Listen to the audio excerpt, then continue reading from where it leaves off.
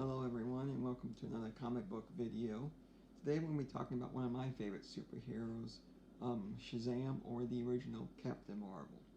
So the original Captain Marvel was introduced in Viz Comics issue number 2 in 1940.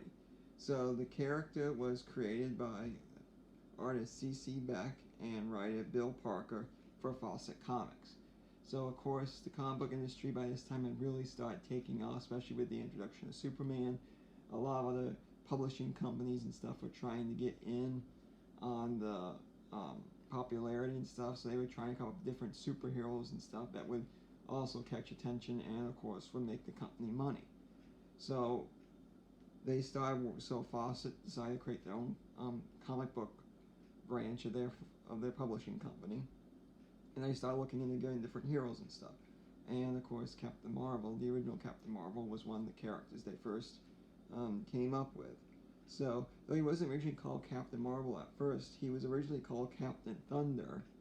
And this original series we made his appearance, Viz Comics, was actually first called Flash Comics, or the other one was Thrill Comics.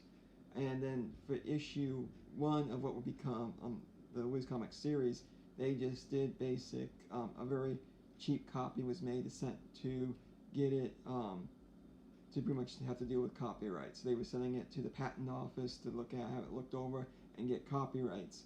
Unfortunately, when they sent it in, the name Captain Thunder, the Flash Comics, and Thrill Comics had already all been claimed. So in order to overcome that and not be in violation of copyright themselves, they renamed him Captain Marvel, and they renamed the series Viz Comics. So of course, first issue introduced the character Billy Batson, who of course by saying Shazam becomes Captain Marvel. They introduced the Wizard Shazam, and they also introduced his arch rival Dr. Sivana, all in that very first issue. The character was actually a very big success, sold out really well, especially during the World War II era and stuff. So it was a very popular character. At times he was very much competing with Superman for popularity. Of course, as the character's popularity grew, they started doing spin-off series introducing other members of the Captain Marvel family. If you look at the cover I have here, you can see like Mary Marvel and Captain Marvel Jr. were different characters that were introduced. So it was just a very popular series. It was a big money maker during the war years for Fawcett.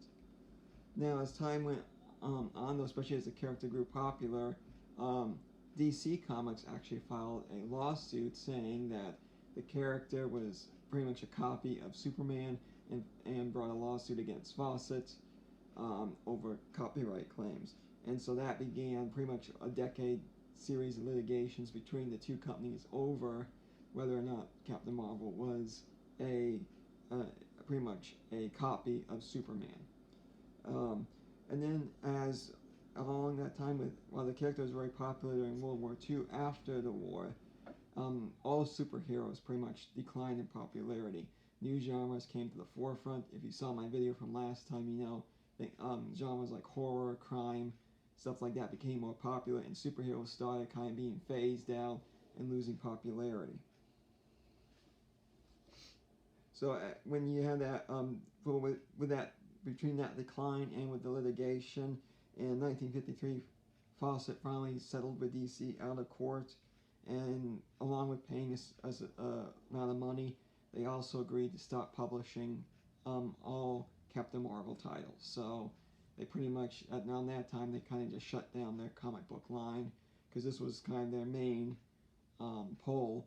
They were doing some other titles and stuff, but they pretty much ended Captain Marvel, and they kind of just eventually shut down the comic line.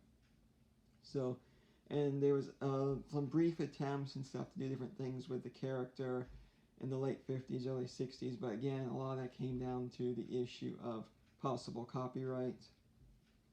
It would not be until 1972 when there would be a major revival where DC actually went ahead and made an agreement with Fawcett to actually start to license the character and have him start appearing in various DC comics and have his own series. So he ended up coming back. So it's interesting that the company that kind of that fought to have him stop appearing in comics eventually was the one to actually bring him back.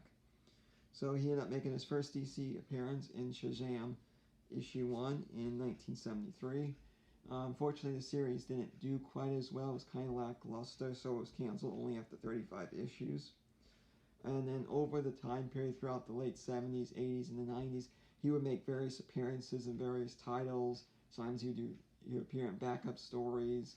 Other times there would be attempts to revive a series, though those didn't usually last very long. The last real major revival of the character, though, was during the New 52, under the helm of writer Geoff Johns and artist Gary Frank. He served as a backup story for the brand new Justice League title that was launched, part of the New 52. So he appeared in several issues of that, and the characters did well enough that they decided to launch a new title, a new Shazam title, that would pretty much just take what was done in that New 52 and just reintroduce it. Unfortunately, that title only lasted 15 issues. That got canceled partly because of the pandemic, and they said the creators wanted to work on other things as well. I should also mention too, the reason why his name was changed to Shazam from Captain Marvel was when they reintroduced the character in the early 70s, Marvel had already copyrighted the Captain Marvel title name and had actually introduced the Captain Marvel in his own title as well. So they decided to just go ahead with the word he used when he changes to his power, Shazam, and that's what happened there. So I do have some different comics dealing with Shazam, Captain Marvel. The first one I have shown in some of my videos before, but this is just a Marvel family from 1945. Just a nice C.C. Beck cover. Of course, one of the ones who helped originally create the character. And it was just kind of showcases Captain Marvel and some of the family from that Golden Age era. And of course, this one came out in 1949, so this was kind of when the character was on his decline in popularity. It was the after-war period.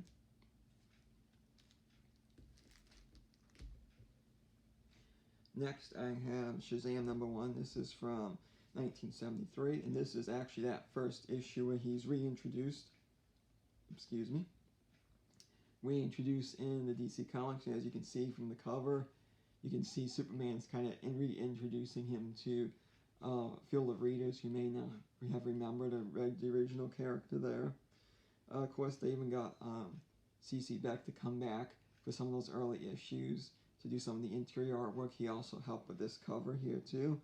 Also to mention that Dennis O'Neil actually wrote the script for this first issue. He's of course of Batman fame for his work on Batman in the early 70s. So that there. Next I have is actually a bound volume. This is the collection of backup stories that appeared in that Justice League run for the New 52 when the character was reintroduced. His origin story was a little bit reimagined, of course introducing some of his big villains, including Dr. Sivana and Black Adam once again. So just an interesting and good read. And then finally I have issue 1 of the new series that came back out in 2018. This is issue 1.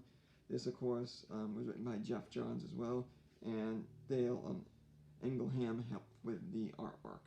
But it was I collected the entire series. I really enjoyed it.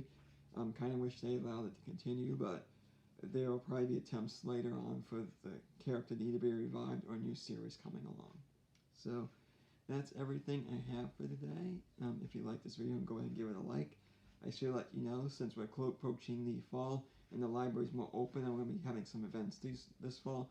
I probably won't be doing as many of these videos. I might be doing 1 or 2 possibly sometime in the fall, but I'll pretty much just be doing mostly more stuff here at the library, which you're welcome to come in and talk comics if you like. But I'm just going to be tapering off what I'm going to be doing with these videos. So thank you and have a nice day.